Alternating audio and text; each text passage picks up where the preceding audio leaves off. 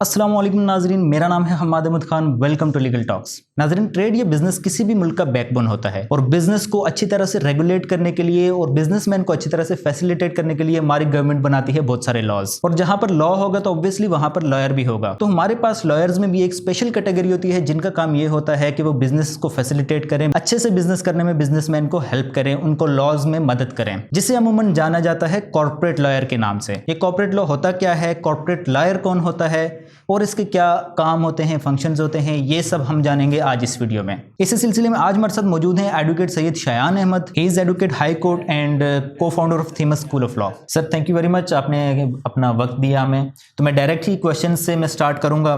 तो जो मेरा आपसे क्वेश्चन है कि हर एक जो स्टूडेंट होता है उसकी इनिशियल लाइफ में कुछ इंटरेस्ट होते हैं स्टूडेंट लाइफ में, तो आपको लॉ में किस तरह से आपका इंटरेस्ट पैदा हुआ? लाइक शुरू से ही आपका इंटरेस्ट था या लेटर ऑन एक सडन मूव था, किस तरह से हुआ? मेरा हमारा जो इंटरेस्ट लॉ में और जो मेरा लॉ की तरफ आना हुआ वो एक एक्सीडेंटल तरीके से आना हुआ। मेरा इंटरेस्ट जो है वो लेटर ऑन डेवलप हुआ। मैंने अपनी इनिशियल जो हाई स्कूल है और ए लेवल में जो सब्जेक्ट्स थे वो मेरे साइंस सब्जेक्ट्स थे। I had always been a science student. तो मैंने जो है साइंस सब्जेक्ट्स में ए लेवल किया था और उसके बाद मेरे फादर की ख्वाहिश ये थी कि मैं इंजीनियरिंग करूं, चूँकि वो ख़ुद भी एक इंजीनियर थे। वो ख्वाहिश को मद्देनज़र रखते हुए I went to the US to study for engineering, mechanical engineering. But वहाँ यूएस में जो डिग्री अवॉर्डिंग का सिस्टम होता है वो 4 साल की डिग्री होती है। पहले 2 साल आपको जो humanity, social sciences and liberal arts courses लेने होते हैं और आखिरी 2 साल आपको अपने मेजर जो आप कर रहे होते हैं उसके कोर्सेज लेने होते हैं। तो मैंने जब वहाँ पर पढ़ाई स्टार्ट की तो मैंने बड़े इंटरेस्टिंग जो है कोर्सेज पढ़े, जिसमें social sciences, political sciences, philosophy, psychology, इस तरह के कोर्सेज थे जिसमें मुझे बड़ा मेरा इंटरेस्ट डेवलप हुआ। And that was the first time that I was studying anything besides science. तो वो जब मैंने देखा और उसके बाद फिर मैंने बाकी अपने दोस्तों से डिस्कस किया, तो मुझे ऐसा लगा कि I will be a better fit in the field of law than being an engineer। तो इंजीनियरिंग से फिर मैंने अपना फोकस शिफ्ट किया और फिर मैं लॉ की तरफ जो है मूव हो गया। हाँ, एक्चुअली हम रेगुलरली हम ये देखते हैं कि जो लॉ में स्टूडेंट्स आते हैं वो कह सकते हैं कि एक्सीडेंटल ही ज़्यादातर होते हैं। बहुत कम लोग होते हैं जिनका शुरू से ही इंटरेस्ट होते हैं ऑब्वियसली, बट बहुत कम होते हैं। बट लॉ एक ऐसी फील्ड है जो अपने आप में अट्रैक्ट करती है सबको। तो उसके बाद लाइक आपने जब लॉ में शिफ्ट किया आपने, तो आपने किस तरह से, कहाँ से आपने अपना लॉ की डिग्री परस्यू की? मैं जैसे आपको बताया, मैंने इनिशियली यूएस में पढ़ रहा था। मैंने वहाँ पे 2 साल अपनी जो है एसोसिएट ऑफ आर्ट्स की एक डिग्री होती है वो कंप्लीट की, जो कि फिर मैंने social sciences, political sciences courses उसमें अडॉप्ट किए थे। उसके बाद obviously I spoke to my family and friends and I wanted to change my major towards law. But in the US, studying law and completing a law degree is a lengthy and expensive affair, because वहाँ पे आपको एक 4 साल की pre law degree करनी पड़ती है, under graduate degree, और उसके बाद फिर आपको लॉ स्कूल में एडमिशन लेकर 3 साल की लॉ डिग्री करनी पड़ती है जो कि JD कहलाती है यूएस में। So because of the fact that I had already spent a significant amount of money studying in the US, तो मेरे लिए cost was also a factor. So considering that I spoke to my family and some of my friends were doing University of London LLB distance learning programme. तो उनसे बात करने के बाद I thought कि जो ज़्यादा इफ़ेक्टिव रूट है और कॉस्ट इफ़ेक्टिव भी है और टाइम इफ़ेक्टिव भी है, वो मेरे लिए ये यूनिवर्सिटी ऑफ लंदन की डिग्री है। So I decided to return back to Pakistan and I then did my University of London law degree from. So why not like any other foreign country? Like आप पहले भी US में जा चुके थे, तो यूके इज अ बेटर। मेरे पास UK बिल्कुल एक ऑप्शन था, बट जैसे कि मैंने आपको बताया, मैं ऑलरेडी 2.5 साल जो है 2.5 years यूएस में स्पेंड कर चुका था। उसके अंदर since I was there by myself, the financial aspect was also something I had to take into consideration. Moving to the UK was obviously an option, but when I did a cost benefit analysis of the amount of money which will be spent in studying and living in the UK, तो I thought कि बेहतर option यही है कि degree मुझे उसी standard की मिल रही है, तो I should save up the cost and come to Pakistan and complete the degree here. तो जैसे आप लॉ में फिर ऑब्वियसली आ चुके थे, तो अपनी स्टूडेंट लाइफ में like you had some goal, some aim कि आपने किस फील्ड में, लॉ की किस फील्ड में जाना है, कोई इंटरेस्ट स्पेसिफिक था या लॉ में आने के बाद ही आपको डेवलप हुआ प्रैक्टिस में? मैंने जब लॉ पढ़ना शुरू किया तो उस वक़्त मुझे ऑब्वियसली लॉ ने बड़ा इंट्रीग किया। जैसे कि आपने सही कहा कि लॉ एक ऐसी फील्ड है which has the ability to lure in the student. So वो करने के बाद मैंने काफ़ी अपने 3 साल के अंदर इंटर्नशिप्स की, लिटिगेशन चेम्बर्स में भी की, कॉर्पोरेट चेम्बर में, लॉ फर्म में भी की, और उसके अलावा मैंने इन हाउस जो है कंपनी के अंदर भी इन हाउस काउंसिल के साथ भी काम किया। तो उस वक्त जो मेरा इंटरेस्ट डेवलप हुआ था वो कॉर्पोरेट एडवाइजरी और ट्रांजैक्शनल वर्क की तरफ ज़्यादा था। एक वजह उसकी ये भी है कि लिटिगेशन चेम्बर जिसमें मैं काम किया था, मैंने इंटर्नशिप की थी, वहाँ पर मुझे ऐसा गाइडेंस नहीं मिल सकी थी, तो इस वजह से देखते हुए मेरा इंटरेस्ट फिर कॉर्पोरेट सेक्टर में थोड़ा ज़्यादा हो गया। तो अभी आपका जो एरिया ऑफ प्रैक्टिस है मेनली वो क्या है? मेरा अभी एरिया ऑफ प्रैक्टिस प्राइमरीली अगर आप मुझसे पूछें तो 70 to 80% is litigation work now, commercial, civil and constitutional litigation. 20% is now corporate and advisory, 20-25%। ये शिफ्ट भी over the course of period हुआ है। मैंने अपने लीगल करियर के स्टार्ट में तकरीबन 3.5 years I worked as a corporate lawyer and corporate advisory and transactional work was where I was involved. But over the course of period, I did further soul searching, and I figured that litigation and dispute resolution was an area where I could be most effective within the sphere of law. तो वो देखते हुए पिछले 6-7 साल से मैं जो हूँ लिटिगेशन की तरफ ज़्यादा। सर, जैसे कि आप को फाउंडर भी हैं थीमस स्कूल ऑफ लॉ के, जो एक एजुकेशनल इंस्टीट्यूट है, लॉ आप स्टूडेंट्स को पढ़ाते भी हैं, और आपका एक इदारा भी है जो लॉ की degree like university of London का रिकग्नाइज टीचिंग सेंटर है। तो इसका क्या लाइक आप स्टूडेंट लाइफ में से ही आपने ये अपना एम बना लिया था? ये वाली चीज़ जो है actually came later in my life actually. मैं जिस दौरान लॉ कर रहा था मैंने भी यहीं पे पाकिस्तान में ही रिकग्नाइज टीचिंग सेंटर से पढ़ा था, और वहाँ पे एक जो हमने डेफिसिट देखा, मैंने देखा, उसके बाद मेरे जो दूसरे को फाउंडर्स हैं उन्होंने भी रिकग्नाइज़ किया कि वहाँ पर बहुत ही जो है वो सिर्फ बुक बेस्ड लर्निंग है आई बिलीव, और प्रैक्टिकल वोकेशनल स्किल्स के ऊपर उस तरह का रुझान नहीं है। वो देखते हुए हमने ये डिसाइड किया कि कोई एक ऐसा लॉ स्कूल बनाना चाहिए, इस्टेब्लिश करना चाहिए जिसके अंदर स्किल बेस्ड लर्निंग ज़रूर हो रही हो, वोकेशनल स्किल्स के ऊपर काम हो रहा हो, और जो उसकी फैकल्टी है वो लॉयर्स पे मबनी हो, बेसिकली प्रैक्टिसिंग लॉयर्स के ऊपर। ये एक मैं दोबारा से इस पॉइंट पे ज़रा थोड़ा सा एम्फसाइज करना चाहता हूँ कि practising lawyers being your teacher is one of the most important aspect in studying this law, especially the distance learning law. Unfortunately, जो हमने यहाँ ट्रेंड देखा है वो ये है कि after just completing your law LLB and without practicing आप पढ़ाने लग जाते हैं, but as you would appreciate, law is a practical field. किताब से पढ़ने से आपको वो स्किल्स नहीं आते हैं जो आपको प्रैक्टिस के अंदर मिलते हैं। तो ये देखते हुए मैं समझता हूँ कि हमने ये उस वक़्त इरादा किया था कि जी जो हमारी फैकल्टी होगी should comprise of practising lawyers, so that the students can benefit not from just the legal knowledge but their actual practical legal experience as well.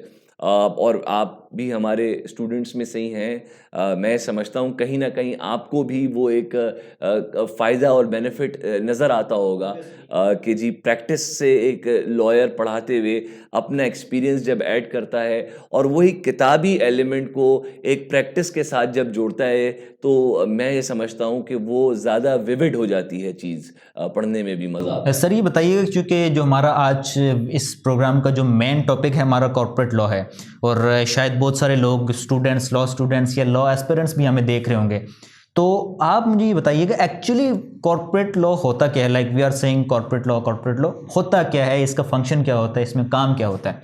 अच्छा, कॉर्पोरेट लॉ जो है वो एक बड़ा वाइड कॉनोटेशन वाला एक वर्ड है basically. When we talk about a corporate lawyer as oppose to say a litigator, तो कॉर्पोरेट लॉयर के साथ जो एस्पेक्ट आता है वो है advisory basically, as well as transactional work. Primarily जो अगर आप किसी कॉर्पोरेट लॉयर की बात करें तो he would be an expert in advising clients on matters relating to corporations, matter relating to commercial aspects of transactions, and also structuring transactions. चाहे वो कोई फाइनेंसिंग ट्रांजैक्शन हो, चाहे वो कोई कॉर्पोरेट ट्रांजैक्शन हो, मर्जर हो, एक्विजिशन हो। सो कॉर्पोरेट लॉयर्स, मैं समझता हूँ कि उनका एक्सपीरियंस और एक्सपर्टीज एडवाइजरी काम में, स्ट्रक्चरिंग ऑफ ट्रांजैक्शंस में, और फाइनली जो है वो ट्रांजैक्शनल कंप्लीशन के अंदर होती है। जबकि on the other hand litigators are dispute resolution people basically. उनका काम तब आता है जब कोई डिस्प्यूट अराइज होता है और उसको उन्होंने अपने क्लाइंट के लिए जो है फेवरेबल आउटकम लेकर आना होता है। कॉर्पोरेट लॉयर मतलब हम ये कह सकते हैं कि वो ये कोशिश करता है कि डिस्प्यूट अराइज ना हो, और जो लिटिगेटर उसका काम ये है कि इन केस अगर हो जाता है देन बिल्कुल, आपकी बात बिल्कुल दुरुस्त है। कॉर्पोरेट लॉयर, एक अच्छे कॉर्पोरेट लॉयर का काम ये होता है कि वो डॉक्यूमेंटेशन जब करे, जब एडवाइजरी करे, तो वो ऐसी हो कि उसके अंदर the chances of dispute are minimized to the maximum ability. So इसके अंदर ये वाली चीज़ बड़ी इंपॉर्टेंट है कि corporate lawyers must be proficient in contract drafting, in negotiations and in completion of transactions. Sir जैसे आप जिस तरह से आप कह रहे हैं कि हम ऑब्वियसली बिजनेसेस के साथ काम कर रहे होते हैं, बड़ी ट्रांजैक्शंस भी होती होंगी, क्योंकि कॉर्पोरेट एक वर्ड ही अपने आप को डिफाइन करता है कि बड़ा काम है इसमें। तो एक जो लॉ स्टूडेंट है जो एलएलबी जैसे अभी जस्ट ग्रेजुएट हुआ है, तो क्या वो इस सारी चीज़ के इनिशियली काबिल होता है, या उसको कोई एडिशनल कोई डिग्रीज, कोई सर्टिफिकेशंस करनी होती हैं जिसके बाद ही वो इस काबिल हो सकता है? देखें, काबिलियत तो हर इंसान में होती है depending on their own motivation level. कोई इंसान किसी से कम नहीं होता है। सिर्फ मेरे ख्याल में मोटिवेशन और hard work is the key. ठीक है, तो जहाँ तक काबिलियत की बात है वो तो आपका मैंने सवाल का जवाब दिया। दूसरे एलिमेंट को अगर आप देखते हैं वो है स्किल। काबिलियत और स्किल में फ़र्क है। स्किल हो सकता है कि उसके पास उस वक्त डिग्री करने के बाद वो स्किल्स मौजूद ना हो जो कि वो फर्दर अक्वायर कर सकता है by a post graduate qualification possibly, और by practice, through practice basically. ठीक है, प्रैक्टिस करने में फिर वही वाली बात है, स्किल कितनी जल्दी अक्वायर होता है और कितना स्ट्रांगली अक्वायर होता है वो आपकी मोटिवेशन पर है, आपके हार्ड वर्क के ऊपर है। बट हर आदमी में ये काबिलियत है कि वो जो है अच्छा वकील बने, प्रोवाइडेड वो सेल्फ मोटिवेटेड हो, उसके अंदर से एक ड्राइव हो, और उसके अंदर हार्ड वर्क करने की जो है सलाहियत हो, और वो वाला मादा हो। सर एक जो कॉर्पोरेट लॉयर जैसे कि होता है, तो उसके लिए क्या लाइक एक स्टूडेंट को क्या करना होता है? कोई स्पेशल एजुकेशन होती है इसकी स्पेसिफिक एलएलबी के बाद, या कोई लाइसेंसिंग प्रोसेस? नहीं, कॉर्पोरेट लॉयर आप जो है उसके लिए कोई सेपरेट लाइसेंसिंग रिक्वायरमेंट नहीं होती। अलबत्ता आप अपनी अंडर ग्रेजुएट स्टडीज़ के अंदर, लॉ स्टडीज़ में जो है वो इस तरह के सब्जेक्ट्स और मॉड्यूल्स पिक कर सकते हैं जिनके अंदर ये कॉन्सेप्ट्स आपकी एक बिल्ड हो जाएं फ्रॉम स्टार्ट। समझे, कंपनी लॉ हो गया, इंटरनेशनल कमर्शियल लॉ हो गया, कमर्शियल लॉ इटसेल्फ हो गया। सो इस तरह के सब्जेक्ट्स आपकी एक फाउंडेशन बना देते हैं। अगर आप उनको फर्दर स्पेशलाइज्ड एरिया में फिर लेकर जाना चाहते हैं, आप एक पोस्ट ग्रेजुएट एलएलएम कर सकते हैं। एलपीसी जो है वो भी एक सोलिसिटर बेस्ड जो कोर्स है, उसमें भी you are basically trained to be well conversant with corporate finance and corporate laws. Special कोई इसके अंदर चीज़ नहीं चाहिए। अगर आप ये सब ना भी करें और आप जो है किसी अच्छी कॉर्पोरेट लॉ फर्म में काम करें, तो बाय प्रैक्टिस भी आप सीख सकते हैं। और इसके अंदर मोस्टली लोग जो हैं अच्छा कैसे सीखते हैं, वो बाय प्रैक्टिस सीखते हैं। तो एक जो न्यूली जो ग्रेजुएट है, लॉ ग्रेजुएट जस्ट ग्रेजुएट हुआ है, तो उसका फर्स्ट स्टेप क्या होना चाहिए? अगर उसको कॉर्पोरेट लॉ में ही उसका एम है करने का, तो उसका फर्स्ट स्टेप क्या होना चाहिए? कोई लॉ फर्म ज्वाइन करे या इंडिपेंडेंटली कुछ काम शुरू करे? उसका फर्स्ट स्टेप तो ये होना चाहिए कि वो अपने जो बेसिक कॉन्सेप्ट्स हैं कॉर्पोरेट लॉ में, जो एलिमेंट्स बार बार रिकरेंट होते हैं, जैसे कंपनी लॉ हुआ, कमर्शियल लॉ जो है, इंटरनेशनल ट्रेड लॉ, इनके ऊपर उसको एक अच्छी ग्रास्प होनी चाहिए। क्योंकि मैं आपको ये बताऊं कि जो चीज़ आप अपनी पढ़ाई में पढ़ रहे होते हैं वही 100% आपको बाद में जाकर वही कॉन्सेप्ट्स नहीं बदलते हैं। तो वो चीज़ आपको अप्लाई करनी पड़ती है। सो अ न्यू कॉर्पोरेट लॉयर और somebody who aspires to become a corporate lawyer must focus on the foundational modules and subsequently try to get an internship और a job placement in a corporate law firm, जहां उसके सामने जब ये transactions और advisory काम और opinions आएंगे तो नेचुरली वो पिक करेगा और इसके अंदर वो फिर अपना स्किल डेवलप कर सकेंगे। सर वैसे तो कॉर्पोरेट लॉ जो है एक बहुत ही वसी फील्ड है, जैसे कि आपने पहले भी कहा, बट वो कौन कौन से मेन एरियाज हैं, अगर आप थोड़ा सा उन पे हमें गाइडलाइन दें कि वो कौन से मेनली कौन से एरियाज हैं जिनमें कॉर्पोरेट लॉ का एक कॉर्पोरेट लॉयर का काम होता है, और वो एरियाज होते क्या हैं? देखिए, कॉर्पोरेट लॉयर के पास एक बड़ी अच्छी ग्राउंडिंग होनी चाहिए, मैं समझता हूँ कॉन्ट्रैक्ट लॉ के अंदर। कॉन्ट्रैक्ट एक्ट पाकिस्तान का हो गया या general contract law, because everything in a transaction is contingent on the contract and the strength of the contract. तो contract law is the starting point, I believe, good understanding. उसके बाद obviously commercial law से आपको idea हो जाता है basic aspects like agency हो गया, डॉक्यूमेंट्री क्रेडिट्स हो गए और इस तरह के डिफरेंट सेल ऑफ गुड्स जो है। बिकॉज कॉर्पोरेट लॉ में ज़्यादातर जो आप देखेंगे वो जो है ट्रांजैक्शंस हो रही होंगी कमर्शियल मर्केंटाइल लॉ जिस तरह कहते हैं जिसको, उस तरह के एस्पेक्ट्स में आपका ज़्यादा लेन देन होगा। तो एक जो आपका सवाल है कि कौन से एरियाज़ को देखना चाहिए, तो मैं समझता हूँ कॉन्ट्रैक्ट एक बड़ा इंपॉर्टेंट एरिया है। कंपनी लॉ जो है वो भी एक इम्पॉर्टेंट एरिया है। आजकल दुनिया में कंपनीज, प्राइवेट कंपनीज का रुझान बहुत बढ़ गया है। It's a good vehicle to conduct business, वो वाली चीज़ है। उसके अलावा जो है आपको जनरली एक एंट्रेंट को सिक्योरिटीज़ एंड एक्सचेंज कमीशन जो है आपके, चाहे वो पाकिस्तान का हो या बाहर का हो, उनके developments, updates, laws, incorporation of a company के लिए वेरियस एरियाज के अंदर इनकॉर्पोरेशन हो गई या जनरल एडवाइजरी के अंदर भी कंप्लाइंस एस्पेक्ट भी उसके अंदर आ जाता है। तो ये वाला हो गया। वैसे तो कॉर्पोरेट लॉयर को अंडरस्टैंडिंग तो मैं समझता हूँ कॉर्पोरेट लॉ में आपको प्रॉपर्टी लॉ में भी एडवाइस करना पड़ता है टाइम्स, बिकॉज आपके यही client मेरा की- नेक्स्ट क्वेश्चन था कि लाइक जैसे हम कॉर्पोरेट एक वर्ड हमारे सामने आता है तो उसमें हमारी एक जो इमेज बनती है एक किसी फैक्ट्री, इंडस्ट्री और किसी बड़े से ऑफिस की, जिसके अंदर बहुत सारी फिर उसके अंदर फील्ड्स आ सकती हैं। लाइक उसके पास फैक्ट्री भी होगी, उसके पास एम्प्लॉयज़ भी होंगे, उसके पास लेबर्स भी होंगे। तो क्या ये सारी चीज़ें जो एक कॉर्पोरेट लॉयर के स्कोप में आती हैं या ये डिफरेंट है? लाइक एम्प्लॉयमेंट लॉज अलग हैं, इंडस्ट्रियल अलग हैं, किस तरह से काम देखिए, करते हैं? ब्रॉडर स्कीम तो है, तो ये ब्रॉडली स्पीकिंग आते तो कॉर्पोरेट लॉज के अंडर है, लेकिन फिर उसके अंदर ऑब्वियसली ये नीश एरियाज जो हैं, industrial relation, labour laws, employment laws, इस पे ऑब्वियसली एक कॉर्पोरेट लॉयर को बेसिक अंडरस्टैंडिंग होनी चाहिए।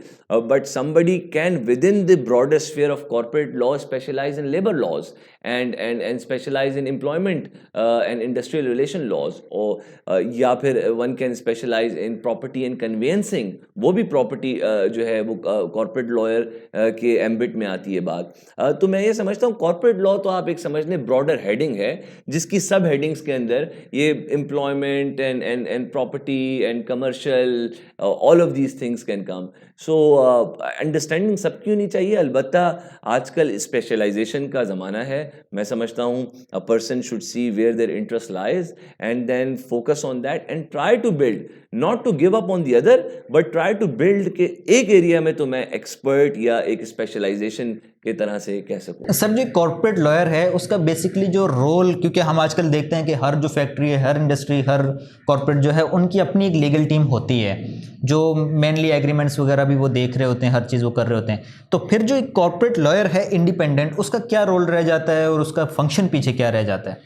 देखिए, जो इंडिपेंडेंट कॉर्पोरेट लॉयर है उसका काम इसलिए थोड़ा सा डिफरेंट होता है इन हाउस से, क्योंकि इन हाउस में जो लॉयर होता है वो बड़ा specific to the industry and specific to that organisation काम कर रहा होता है। कॉर्पोरेट लॉयर के पास जो स्किल्स होते हैं मेरी नज़र में वो थोड़े से स्ट्रॉन्ग इस तरीके से होते हैं कि they may be considered as experts in negotiation, contract drafting and completion of transactions, दूसरी बात ये है कि इन हाउस लीगल काउंसिल हमेशा एक सब्जेक्टिव व्यू लेकर चलेगा। वो अपने इदारे के ही ज़्यादातर व्यू के अंदर और अपनी जो हायर मैनेजमेंट है उसके व्यू से इन्फ्लुएंस्ड होगा। एक एक्सटर्नल कॉर्पोरेट लॉयर जब उस पर एडवाइस कर रहा होता है तो मेरे नज़दीक वो एक बर्ड्स आई व्यू से देख रहा होता है चीज़ को, और कुछ ऐसे पॉइंट्स भी दे सकता है ऑब्जेक्टिवली जो कि शायद उस ट्रांजैक्शन के लिए बेहतर हों, और शायद जो कि इंटरनली टीम ने जो है उसको उस तरह की कंसिडरेशन ना दी हो जो कि वो रिक्वायर करती होगा वो एस्पेक्ट बेसिकली। सो मैं समझता हूँ कि इंडिपेंडेंट कॉन्ट्रैक्ट और या कॉर्पोरेट लॉयर जो है वो एक ऐसा पर्सपेक्टिव लेकर आ सकता है जो कि उस इदारे का और उसके इन हाउस काउंसिल को फर्दर उनका इंटरेस्ट प्रमोट कर सकता है। तो सर बेसिकली जो मेरा नेक्स्ट क्वेश्चन है वो एक न्यूली ग्रेजुएट के एस्पेक्ट से मैं आपसे पूछूंगा कि जो एक न्यूली ग्रेजुएट है वो लॉ ग्रेजुएशन उसने कर ली है, अभी वो कॉर्पोरेट लॉ में भी आ गया है, कुछ थोड़ा बहुत उसने काम सीख भी लिया है, तो उसको सबसे पहले क्लाइंट भी हासिल करना होगा, तो उसकी क्या स्ट्रेटेजी होगी, वो किस तरह से क्लाइंट हासिल करेगा, उसका ट्रस्ट क्लाइंट का कैसे जीतेगा, क्योंकि एक न्यू लॉयर है तो उसको क्यों क्लाइंट ट्रस्ट करेगा? क्लाइंट को दो चीज़ों से जो मेरे नज़दीक है वो सरोकार होता है। एक चीज़ होती है कि उसका काम सही हो, और दूसरी चीज़ है कि कॉस्ट इफ़ेक्टिव हो और वैल्यू फॉर मनी उसको मिले। मेरे नज़दीक यहाँ पर जो सेकंड पार्ट है इसके अंदर जो न्यू कॉर्पोरेट लॉयर है, न्यूली इंगेज, न्यूली क्वालिफाइड, वो कैपिटलाइज कर सकता है स्पेसिफिकली यहाँ पे, अगर प्रोवाइडेड उसका फर्स्ट एस्पेक्ट जो मैंने आपको बताया काम पे उसको काबिलियत हो। तो फॉर इंस्टेंस अगर उसने कॉन्ट्रैक्ट ड्राफ्टिंग जो है वो की भी है और सीखी भी और पढ़ी भी है, या उसको कंपनी लॉ के ऊपर या किसी कमर्शियल अग्रीमेंट में, डिस्ट्रीब्यूशन अग्रीमेंट है, फ्रेंचाइजिंग अग्रीमेंट है, कोई भी इस तरह का जो पार्टनरशिप अग्रीमेंट हो गया, ये भी कॉर्पोरेट लॉयर्स का काम में आता है। अगर उसने इसके ऊपर कोई कोर्सेज, सर्टिफिकेशंस या तजर्बा हासिल किया हुआ है तो नेचुरली अपने जो नेटवर्क है, दोस्त हो गए, फैमिली मेंबर्स हो गए, और उनको ये चीज़ बता सकता है कि जी I am available for providing these services, और मैंने इसके ऊपर ये तजुर्बा है मेरा, और मैं समझता हूँ कि मैं एक अच्छी कंपेटिटिव फी में जो कि आपको शायद एक कॉर्पोरेट लॉ फर्म में अगर आप जाते हैं वो आपको उसी काम के जो है ज़्यादा चार्ज करेंगे। तो मेरे ख्याल में देखें at the end of the day a new law graduate or a new lawyer who intends on starting their own practice, be that commercial corporate practice or litigation, they need to be good with selling themselves, basically selling their skills and selling their professional services. So essentially you have to, and you can only sell जब आपको पता है आपका product अच्छा है। Basically ये दुनिया में सेल और सेल करने का जो बेसिक क्राइटेरिया, प्रोडक्ट भी अच्छा होना चाहिए आपका। आप एक बार तो शायद बेच दो किसी को, लेकिन अगर आप उसको डिलीवर ना करो वो प्रोडक्ट उस तरह था, तो ये फ्रेटर्निटी चूँकि काफ़ी छोटी है, इसमें जो है नाम ख़राब होने से इंसान को बचाना चाहिए अपना। आप नई प्रैक्टिस में आए हैं और आप जो है वो इतना तजर्बा नहीं है, बट कोई काम ले लें और डिलीवर ना कर सकें up to the standards of the client, then you are not just hurting the client but in the long run you are hurting your own legal career. तो मैं ये समझता हूँ कि एकदम से क्लाइंट हासिल करना जो है वो गोल नहीं होना चाहिए एक वकील का।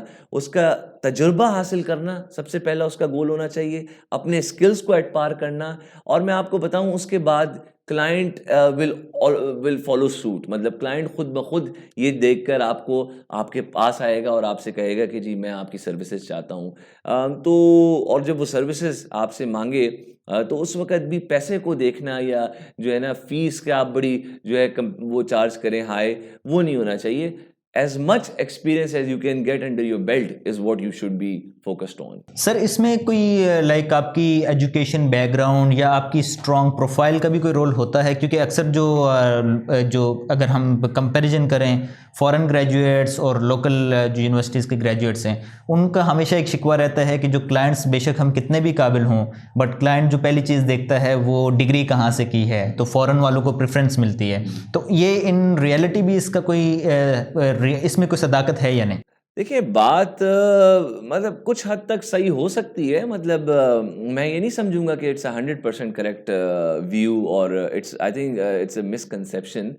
मैं बड़े लोकल लॉ ग्रेजुएट से मुलाकात हुई है मेरे, जो कि बहुत ब्रिलियंट हैं, जिनके लीगल माइंड्स जो हैं और even writing, legal writing and opinion writing is excellent beyond what even a foreign law graduate can deliver. बात यह है कि एक हमारी सोसाइटी के अंदर एक कॉन्सेप्ट बन गया है बेसिकली, कि जी फलाने ने बाहर से पढ़ा हुआ है, या जी आप जो हैं वो फॉरेन डिग्री होल्डर हैं, तो just by virtue of that, उसकी वजह सिर्फ मैं ये समझता हूँ ये है कि फॉरेन एजुकेशन का स्टैंडर्ड और हमारी लोकल एजुकेशन का स्टैंडर्ड में ज़रा थोड़ा फ़र्क आ गया है। उसमें उस ग्रेजुएट की गलती नहीं है बेसिकली, ये मैं आपको पहले बता दूं, उसमें उस स्टैंडर्ड को मेंटेन करने वालों की जो है मैं समझता हूँ गलती है, जिन्होंने ओवर द कोर्स स्टैंडर्ड को डिटोरिएट होने दिया है, और वैल्यू जो है आपके लोकल लॉयर की as oppose to graduate, foreign graduate, एक कंपैरिजन ड्रॉ हो गया है। लेकिन मैं ये समझता हूँ कि कोई भी हो, चाहे वो फॉरेन लॉ ग्रेजुएट हो या लोकल लॉ ग्रेजुएट हो, adding on further certifications by way of short courses, diploma, will only help basically in the longer run. In fact अगर आप बाहर की जुरिस्डिक्शंस देखें, उसके अंदर क्या है, उसके अंदर आपको कंटिन्यूइंग प्रोफेशनल डेवलपमेंट के आवर्स पूरे करने पड़ते हैं every year, otherwise your licence does not get renewed basically with the relevant bar council. हमारे यहाँ तो एक बार आपको लाइसेंस मिल जाता है, then there is no requirement for any continuing legal education, which I strongly advocate for, because एक lawyer जो है उसको अपने स्किल्स, नॉलेज एट पार रखना चाहिए। अब आप देखें कितने नए नए एरियाज आ गए, फिनटेक आ गया है, उसके अंदर कहाँ से कहाँ चले गए, मोबाइल बैंकिंग आ गई है, अब तो कैशलेस काम होता है आजकल, crypto currency. There is so much now. अब एक आदमी जो है अगर इससे अपने आप को नहीं रखेगा एट पार, और आगाह नहीं रखेगा, और आगाह कैसे रखेगा, जब आपको ये पता होगा कि आप पे एक रिक्वायरमेंट है आपके प्रोफेशन की तरफ से, कि आपने जो है कुछ ना कुछ आवर्स पूरे करने हैं पढ़ के। तो हर, मैं समझता हूँ डेवलप्ड जुरिस्डिक्शन में जहाँ के लीगल सिस्टम मैच्योर हो गए हैं, वहाँ पर ये बहुत अच्छी चीज़ है, पाकिस्तान में भी होनी चाहिए। और मैं समझता हूँ किसी भी लोकल लॉ ग्रेजुएट को या फॉरेन लॉ ग्रेजुएट को दिल बर्दाश्ता नहीं होना चाहिए, उनको हर वो एवेन्यू ढूंढना चाहिए जहाँ पर वो अपने स्किल और नॉलेज को इन्हेंस कर सकते हैं। सर जनरली एक चीज़ समझी जाती है कि जो कॉर्पोरेट वर्ल्ड है, कॉर्पोरेट लॉयर्स हैं, उनके पास पैसा ही पैसा है, और बहुत ही लाइक मॉनेटरी जो बेनिफिट्स हैं उसमें हाई हैं इस फील्ड में। तो इसमें कितनी एक सदाकत है, और एक जो कॉर्पोरेट लॉयर है वो कितना तकरीबन अर्न कर सकता है? देखिए, आप अगर पैसों की बात करते हैं और अर्निंग कैपेसिटी की बात करते हैं, तो वो तो मैं समझता हूँ वेरी करता है बेसिकली, और वेरी इस तरह से करता है कि yes, there are corporate lawyers who make a very good living, and they charge very high fees for the work that they do, but similar is the case for litigators. There are litigators who charge a very high fee for their cases as well, for handling the brief. सदाकत की अगर आप बात मुझसे करते हैं, कि मैं समझता हूँ कि इतना कोई फ़र्क नहीं है। फ़र्क यहाँ पर आ जाता है कि इनिशियल करियर के अंदर शायद एक कॉर्पोरेट लॉ फर्म अपने एसोसिएट्स को या लॉयर्स को उनकी जो सैलरीज होती है वो बेहतर होती हैं मेरे ख़्याल में, एज अपोज टू से कोई अगर लिटिगेशन में जाता है, वहाँ पर इस तरह नहीं है। लेकिन आगे लॉन्ग रन में मैं आपको हकीकत ये है कि आप किसके साथ काम कर रहे हैं, आप खुद कैसे काम कर रहे हैं, और क्लाइंट आपको क्या वैल्यू समझता है, आपकी वैल्यू बेसिकली। तो आई थिंक ये एक मिसकंसेप्शन है कि जी कॉर्पोरेट लॉयर्स बहुत अर्न करते हैं और दूसरे नहीं अर्न करते। मेरे ख्याल में दोनों एट पार ही हैं मोर और लेस, और डिपेंडिंग ऑन द ट्रांजैक्शन। फ़र्क सिर्फ मैं समझता हूँ यहाँ पर आ जाता है कि जो कॉर्पोरेट लॉयर के बारे में आप समझ सकते हैं कि वो अर्निंग कैपेसिटी उसकी क्यों डिफरेंट होती है, क्योंकि कॉर्पोरेट ट्रांजैक्शंस या एडवाइजरी काम जो है वो इतना जो है वो लेंथी नहीं होता है, जितना समझें अगर आप लिटिगेशन में कोई एक केस लेते हैं तो आपको अच्छी फीस तो मिल जाती है लिटिगेशन के केस में, But time लेकिन उसकी consuming हो जाती ड्यूरेशन है। अगर आप उसको ब्रेक डाउन करें ओवर द कोर्स दैट, वो समझे केस कितना टाइम लेगा या जो डिस्प्यूट है कितना टाइम लेगा, तो वो जो है उस तरह बेनिफिशियल नहीं लगता। अगर आप उसी की तरफ अगर एक कॉर्पोरेट ट्रांजैक्शन को देखें जो 6-8 महीनों में क्लोज हो जाएगी, बहुत हो गया तो साल में क्लोज हो जाएगी, लेकिन उसको क्लोजर होना है, बिकॉज बोथ साइड पे बिजनेसेस होते हैं जनरली, या लोग होते हैं जो क्लोजर की तरफ जाते हैं। लिटिगेशन में हमारे यहाँ एक जो इशू है, वहाँ क्लोजर का माइंडसेट नहीं है, वहाँ लिंगरिंग ऑन का माइंडसेट है, वहाँ डिलेइंग का माइंडसेट है, और माइंडसेट से बढ़कर प्रोसीजरल जो है एस्पेक्ट्स में लोग जो है इंटेंगल्ड हो जाते हैं। तो मैं समझता हूँ कि अर्निंग कैपेसिटी जो है वो आपकी मेहनत पर है, आपके अपने स्किल के ऊपर है, और आखिर में ऑब्वियसली जो अल्लाह ने लिखा होगा उतना ही है। सर आप जैसे पहले भी बता चुके हैं एक लाइक लिटिगेटर का क्या फंक्शन होता है और कॉर्पोरेट लॉयर का क्या फंक्शन होता है, तो क्या हम इनको मिक्स कर सकते हैं? लाइक एक स्पेसिफिक फील्ड हम ना रहें, लाइक हमने बहुत सारे लॉयर्स हमें नज़र भी आते हैं जो कॉर्पोरेट भी कर रहे होते हैं और लिटिगेशन भी कर रहे होते हैं, जिसको कमर्शियल लिटिगेशन नॉर्मली कहा जाता है, तो वो क्या चीज़ होती है? नहीं, बिल्कुल आप कर सकते हैं। बात यह है कि अगर आप जो है वो आपके पास वो तजर्बा आ गया है, बिकॉज देखें आप दोनों चीज़ें स्टार्टिंग आउट तो नहीं कर सकते, ये मैं आपको पहले क्लियरली बता दूं। अगर आप समझें कि as a young lawyer and newly graduated lawyer आप लिटिगेशन भी करना चाहेंगे और कॉर्पोरेट भी, तो मैं समझता हूँ ये एक थोड़ी सी गलत एस्पेक्ट की तरफ आप जाएंगे। हाँ, एक बार आपने कोई कुछ अरसे के लिए कॉर्पोरेट में काम किया, 3-4 साल आपने एक अपनी बेस बना ली, उसके बाद फिर आपने सोलली लिटिगेशन में काम किया और वहाँ अपना एक अपने अंडरस्टैंडिंग बना ली, सिस्टम समझ गए, प्रोसीजर समझ गए, तो कोई 8-10 साल आपने टोटल प्रैक्टिस में लगा लिए, फिर मैं समझता हूँ कि दोनों चीज़ें आप जो हैं साइमल्टेनियसली हैंडल कर सकते हैं। ऑल्दो जो है वो कहीं ना कहीं आपका इस स्केल के अंदर टाइम किसी एक जगह पर ज़्यादा लगना चाहिए और लगेगा, और लिटिगेशन में ज़्यादा, अगर आप लिटिगेशन कर रहे हैं तो लिटिगेशन एक टाइम कंज्यूमिंग प्रोफेशन है। सो मैं ये समझता हूँ कि आदमी को ये फोकस नहीं करने, बट करने में कोई वो नहीं है। I myself like I told you, मैंने स्टार्ट में अपने 3 से 4 साल में कॉर्पोरेट काम किया, उसके बाद मैं सिर्फ सोली लिटिगेशन की तरफ रहा, और अब जो है मैं दोनों एरियाज़ के अंदर काम करता हूँ, लेकिन जैसे मैंने आपको कहा बल्क मेरा जो है वो अब लिटिगेशन हो गया है। तो ये है कि करने में कोई मुश्किल नहीं है। अलबत्ता मैं जो डिस्प्यूट्स हैं जो अभी भी ब्रीफ्स लेता हूँ, वो जो है क्लोजली थोड़ा सा जो मैंने कॉर्पोरेट में सीखा हुआ है या उसके साथ जो लिंक्ड हो उसके साथ करने की कोशिश करता हूँ। कोई completely new area of law, for instance say criminal law और anything like that, I don't tread on that, because that is now a whole new learning which commercial की तरफ ही रहते हैं आप? Commercial and civil side is what आप, तो क्योंकि उसमें भी मोर और लेस, सिविल में भी जो है ना पार्टनरशिप, कॉन्ट्रैक्चुअल एंड सिमिलर ही चीजें होती हैं। सिविल तो एक आप कॉर्पोरेट लॉ भी एक सिविल ही आप उसको कह सकते हैं, सिविल साइड की बात के ऊपर। तो सर बताइएगा कि जैसे आपने कहा कि आपने सिविल जो आप मतलब कमर्शियल कॉर्पोरेट लॉयर भी आप रहे हैं और आप लिटिगेशन भी कर चुके हैं, तो आपको ये आपका ओपिनियन मैं आपसे पूछ रहा हूँ कि आपको क्या ज़्यादा इंटरेस्टिंग लगा, कॉर्पोरेट या लिटिगेशन? अगर आप मेरी ज़ाती राय पूछ रहे हैं तो एक वजह है कि मैं लिटिगेशन की तरफ आया, because I find that quite interesting and I feel that it's a new day, a new challenge every day. There is no dull moment in litigation as सच।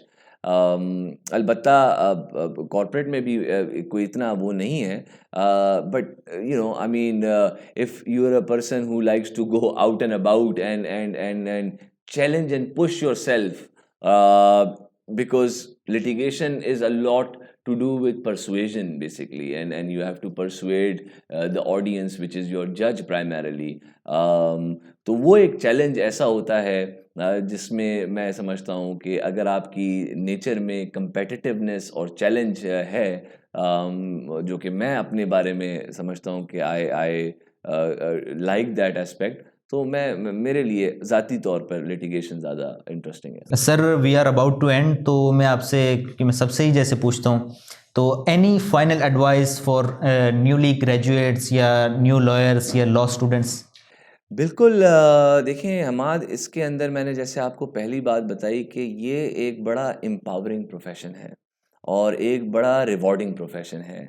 लेकिन एक चीज़ जो ज़हन में रखनी चाहिए और एक चीज़ जो बिल्कुल आपको in the initial stages of your practice ज़हन में रखनी चाहिए, वो ये है कि आप लर्न करें सिर्फ़ बेसिकली। आप जो है इधर-उधर दूसरी चीज़ों से डिस्ट्रैक्ट ना हो कि जी मेरे पास जो है सैलरी कम है और मुझे वो नहीं है, नहीं। ये सारी चीज़ें will pay of at the end basically. अगर आप monetary gain, short term gains में लगे रहेंगे, तो आप जो है अपना वो लॉन्ग टर्म जो आपका करियर है, उसके ऊपर मेरे ख़्याल में कॉम्प्रोमाइज़ हो जाएगा। और मैं समझता हूँ कि Perseverance, patience, hard work and self motivation, ये 2 से 4 जो पर्सनल लेवल पे आपको अपनी नेचर में, कैरेक्टर में डेवलप करने पड़ेंगे एस्पेक्ट्स, तो फिर चंद सालों में तरक्की आपके कदमों में होगी बेसिकली। और जो आपने फाइनेंशियल एस्पेक्ट बोला, वो आपके लिए एक बहुत ही ईज़ी हो जाएगा basically. Thank you very much sir, आपने काफ़ी टाइम दिया हमें। तो आज की वीडियो में बस इतना ही। उम्मीद करता हूँ ये वीडियो आपको पसंद आई होगी। अगर ये वीडियो पसंद आई है तो इस वीडियो को लाइक करें, चैनल को सब्सक्राइब करें। Thank you very much. अल्लाह हाफ़िज़।